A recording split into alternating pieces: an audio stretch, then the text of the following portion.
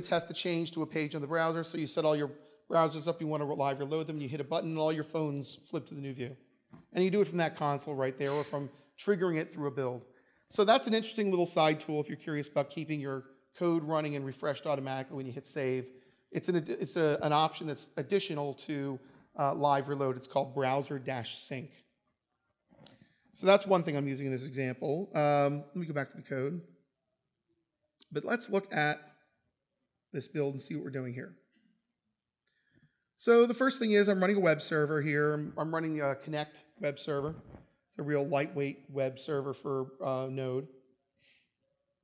Browser sync actually allows you to proxy calls to 8080, which is what I'm running our web server on. So it will give me a port that I can communicate with, and it proxies the calls. And if I decide to live reload, it knows who came through, so it can communicate back with a WebSocket.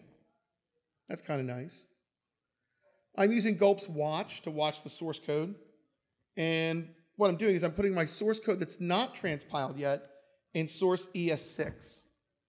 So along the left there, that's source ES6. And that is my ECMAScript 6 source code in its native format. I'm watching that code, and every time it changes, I trigger something called JS Watch. JS Watch, and this is the way Gulp works, is basically it lets you watch files and lets you pipe files through processes. It's a build tool.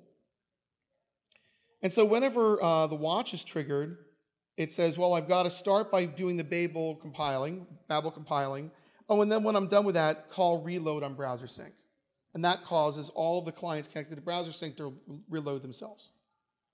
Okay, so everything just automatically reloads. The meat of it is over here